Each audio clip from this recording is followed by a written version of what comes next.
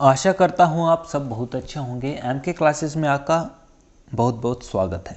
Science का lecture 9 है और आज हम जो पढ़ने जा रहे हैं, अगले सवाल पढ़ने जा रहे हैं। एक दिन के बाद आपको लेक्चर मिल रहा है और साथ में दोस्तों कोरोना के केसेस बढ़ रहे हैं, तो अपना ध्यान रखिए और अपने परिवार का भी ध्यान रखिए। बाहर जा रहे हैं तो मास्क जरूर पहने, सैनिटाइज़र से हाथ साफ रखें। बस इतना सा करना है, कोरोना कुछ नहीं कहेगा, ठीक है।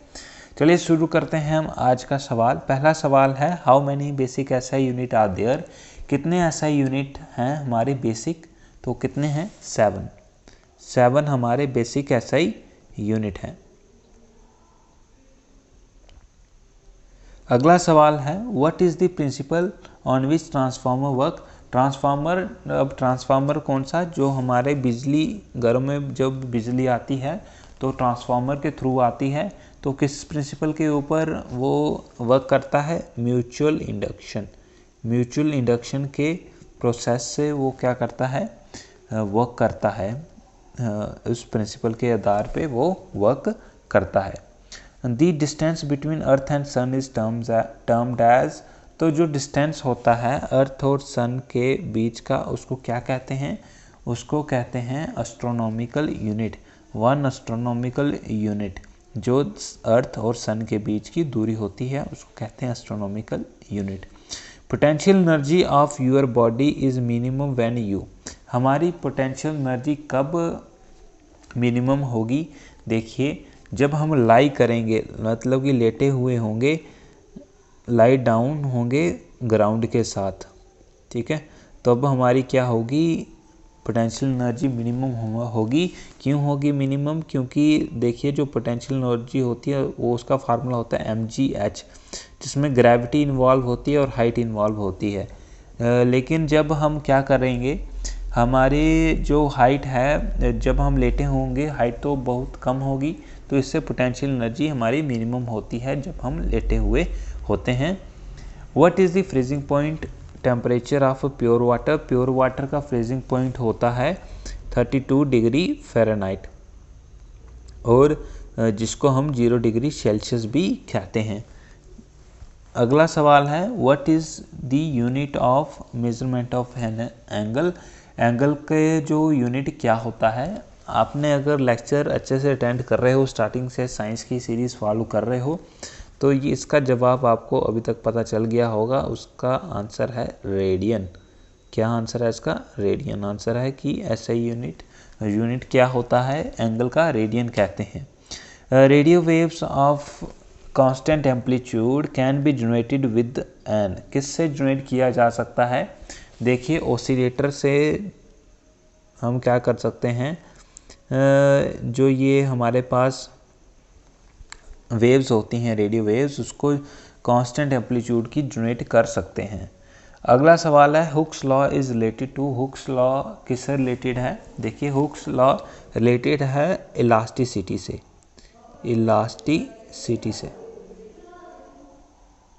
इलास्टिसिटी से रिलेटेड है। इलास्टिसिटी क्या है? इलास्टिसिटी क्या होती है? जो कि हम रबड़ को खींचते हैं ना, इतना सा रबड़ होता है और उसको खींचते हैं, है ना, इसको इलास्टिसिटी कहते हैं। किसकी? रबड़ की। तो इसी के ऊपर जो आधारित लॉ बनाया हुआ है हुक्स लॉ, और हुक्स लॉ किससे रिलेटेड है? इलास्टिसिटी से रिलेटेड है।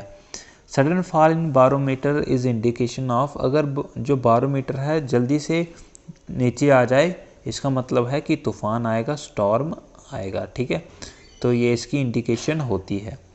Water moving up a straw is an example of. Water moving up a straw is a example of. तो ये कैपिलरी एक्शन होता है। कैपिलरी एक्शन क्या कहते हैं इसको? Capillary action. अब इसका मतलब क्या है? इसका मतलब ये है दोस्तों कि जो हमारी, आपने अगर 11th-12th में अगर साइंस रखी होगी तो क्या करते हैं, ऐसे अगर आपके पास पानी है तो पानी में एक ट्यूब सी होती है, इसको कैपिलरी ट्यूब कहते हैं। तो पानी क्या है? इसके ऊपर चला जाता है, मतलब कि इसके फिल हो जाता है अपने आप ही बिना कुछ किए, तो वो इसको कैपिलरी एक्शन कहते हैं। और ये स्ट्रॉ होती है, इसलिए moving up of water moving up a straw, तो उसको कहते हैं कैपिलरी एक्शन। अगला सवाल है the blue colour of clear sky is due to, blue colour क्यों होता है क्लियर स्काई का? वो होता है डिस्पर्जन ऑफ लाइट की वजह से। किसकी वजह से? डिस्पर्जन ऑफ लाइट की वजह से। लाइट डिस्पर्स हो जाती है जिसकी वजह से जो स्काई का कलर होता है वो ब्लू हो जाता है। What is a magnetic fields direction with in a magnet, तो मैग्नेटिक फील्ड की डायरेक्शन मैग्नेट के अंदर कैसी होती है? साउथ से नॉर्थ की तरफ होती है, south to north, south to north होती है मैग्नेटिक फील्ड की डायरेक्शन मैग्नेट में, ठीक है। वो कहाँ से अपने, अगर ये मैग्नेट है ना, अगर ये इसका साउथ पोल है और ये इसका नॉर्थ पोल है, तो कहाँ से यहाँ ट्रैवल करेगा, इस तरफ, इस डायरेक्शन में वो ट्रैवल करेगा magnetic field. The experiment demonstrating the existence of electromagnetic wave was first conducted by, तो किसने कंडक्ट किया था? जो हमारा ये इलेक्ट्रोमैग्नेटिक वेव को किसने डेमोन्स्ट्रेट किया था एक्सपेरिमेंट? उनका नाम था हेनरिच हर्ट्ज, जिनके नाम के हर्ट्ज यूनिट भी है, ठीक है। तो क्या नाम था उनका? Heinrich hertz. अगला सवाल है the filament string in electric bulb is made of which metal, ये बहुत बार मैंने बताया हुआ, टंगस्टन से बना हुआ होता है, ठीक है। Drag is the force exerted by fluid, drag एक फोर्स एक्सर्ट करती है फ्लूइड, तो ये कौन सी ड्रैग होती है, फोर्स होती है फ्लूइड से जो एक्सर्ट करती है? तो जो ये हमारी फ्रिक्शन होती है ना, फ्लूइड्स में जो फ्रिक्शन होती है वो ड्रैग प्रोड्यूस करती है, ठीक है। Drag is the force exerted by fluids, friction, ठीक है। फ्रिक्शन इज द फोर्स जो कि फ्लूइड में एक्सर्ट होती है, जिसको ड्रैग कहते हैं।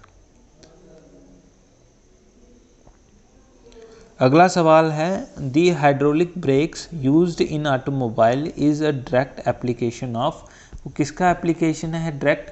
देखिए जो हमारे पास्कल लॉ था, उस जो पास्कल लॉ है, ठीक है, जो फ्लूइड्स का पास्कल लॉ है, उसको, उसकी जो डायरेक्ट एप्लीकेशन है वो कहाँ यूज़ होती है? जो ब्रेकिंग, हाइड्रोलिक ब्रेकिंग का इस्तेमाल करते हैं हम गाड़ियों में, वो एक डायरेक्ट एग्जांपल है पास्कल लॉ का, ठीक है।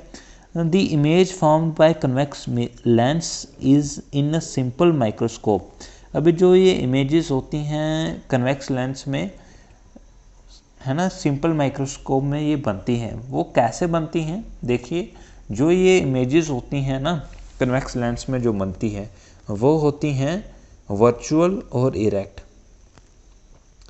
अब ये मत बोलना कि ये वर्चुअल और इरेक्ट क्या होता है, ठीक है। ये सब मैंने जब इसके लेक्चर्स पढ़ाए थे, इन सब को एक्सप्लेन करके मैंने पढ़ाया हुआ है, तभी मैं इनको अभी अच्छे से एक्सप्लेन नहीं कर रहा हूँ, ठीक है। डायरेक्ट आपको इसके आंसर बता रहा हूँ ताकि आप देखिए कि आपने कितना पढ़ा है, ठीक है। हम तो बहुत मेहनत करा रहे हैं, आपको ज़्यादा से ज़्यादा मटेरियल दे रहे हैं, आप अपने एंड से कितनी मेहनत कर रहे हो। एग्ज़ाम ऐसे क्लियर नहीं होता, मेहनत करना पड़ेगी, ठीक है। तो 48 सवाल है what kind of mirror is used in motor vehicle near the driver seat, driver seat के साथ कौन सा जो मिरर इस्तेमाल में लिया जाता है? उधर लिया जाता है कन्वेक्स मिरर का इस्तेमाल में लिया जाता है, ताकि जो इमेजेस हैं वो ज़्यादा एरिया कवर हो, क्या हो, ज़्यादा एरिया कवर हो, एरिया ज़्यादा कवर होगा तो ज़्यादा दिखेगा और अच्छा दिखेगा। डैश एंड डैश, यहाँ पे दो डैश थी, dash and dash are present in the nucleus of an atom, तो न्यूक्लियस ऑफ एन एटम में क्या होते हैं? दो चीज़ें होती हैं, न्यूट्रॉन एंड प्रोटॉन। न्यूट्रॉन और प्रोटॉन्स होते हैं किसमें? न्यूक्लियस ऑफ एन एटम में, ठीक है। न्यूक्लियस में क्या होता है, न्यूट्रॉन और प्रोटॉन होते हैं। The size of atomic nucleus is the order of, अब किस साइज़ की एक एटॉमिक न्यूक्लियस होती है, देखिए 10⁻⁻15 मीटर की होती है हमारी न्यूक्लियस का साइज़। कितना होता है, 10⁻⁻15 मीटर। अब आपका होमवर्क ये है कि जो ये 10⁻⁻15 है, आपको मुझे बताना है कि ये -15 को अगर सिंपल मीटर में लिखेंगे तो कैसे लिखेंगे इसको, ठीक है। ये मैं होमवर्क इसलिए दे रहा हूँ क्योंकि अगेन मैंने ये आपको वीडियो में पहले भी समझाए गए हैं कि ये आपको कैसे करने होते हैं, तो इसलिए वही होमवर्क देता हूँ जो मैंने कराया होगा, है ना, ऐसे तो दूंगा नहीं, और प्रैक्टिस करना भी आपको पड़ेगा, ठीक है। अगला सवाल है, from the moon surface astronaut see a black sky, astronaut को क्या दिखता है, ब्लैक स्काई दिखता है। दिस इज़ बिकॉज ऑफ, क्यों, क्योंकि देखिए मून का ऊपर एटमॉस्फेयर नहीं है, क्या है, एटमॉस्फेयर नहीं है। हमारी धरती के ऊपर एटमॉस्फेयर है तभी हम जिंदा हैं, तो एटमॉस्फेयर है नहीं है, इसलिए उधर जो स्काई दिखता है वो दिखता है black. The specific resistance of wire varies with its, तो जो रेजिस्टेंस होती है वायर की वो कैसे वेरी करती है, जैसा आप मटेरियल इस्तेमाल किया होगा, है ना, जैसा मटेरियल इस्तेमाल में लिया जाएगा वैसा ही वो रेजिस्टेंस प्रोड्यूस करेगी, तो मटेरियल के ऊपर डिपेंड करता है specific resistance. The speed of light will be decrease with the rise in the temperature of medium, तो जो स्पीड है लाइट की वो क्या करती है, डिक्रीज होती है जैसे मीडियम चेंज होता है। स्पीड मतलब कि जैसे साउंड की जो होती है स्पीड चेंज होती है ना, सॉलिड से जब लिक्विड में जाती है तो जो स्पीड होती है साउंड की कम हो जाती है ना। तो इन्होंने बोला हुआ है कि लाइट की स्पीड ऐसा होता है कि एक मीडियम से दूसरे मीडियम में चाहे बढ़ती या कम, इन्होंने कम होती हुई बोला हो, क्या कम होती है, नहीं, फॉल्स है, ऐसा बिल्कुल नहीं होता है। जो स्पीड होती है वो कांस्टेंट रहती है, वो रिमेन अनचेंज्ड रहती है। अगला सवाल है, which is the strongest force in the nature, कौन सी स्ट्रॉन्गेस्ट फोर्स है नेचर में, तो न्यूक्लियर फ्यूज़न। न्यूक्लियर फ्यूज़न जो होती है वो स्ट्रॉन्गेस्ट फोर्स होती है, आपको भी मालूम है, हम सबको मालूम है। जो बॉम्ब्स होते हैं, न्यूक्लियर बॉम्ब बनाए जाते हैं जिनसे, वो कितने ताकतवर होते हैं, और ताकतवर इसलिए होते हैं क्योंकि उनकी जो बॉन्ड होती है, उनकी जो फोर्स होती है वो बहुत स्ट्रेंथ होती है, उसमें स्ट्रॉन्ग होती है, ठीक है।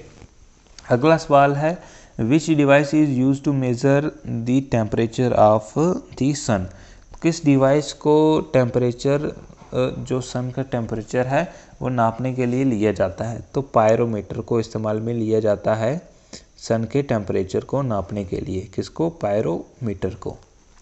ये थे कुछ आज के सवाल, अच्छे लगे होंगे तो लाइक कर देना, सब्सक्राइब कर देना, और क्या कर सकते हो, शेयर करो वीडियोस को ताकि हमारे सब्सक्राइबर बढ़ें, ताकि हम आपके लिए लाइव आएँ, ठीक है। अगर लाइव आएंगे तो आप डाउट भी हमें पूछ पाएंगे, तो सब्सक्राइबर बढ़ाओ यार, शेयर करो ताकि हम लाइव आपको आके पढ़ाएं यहाँ पे। धन्यवाद।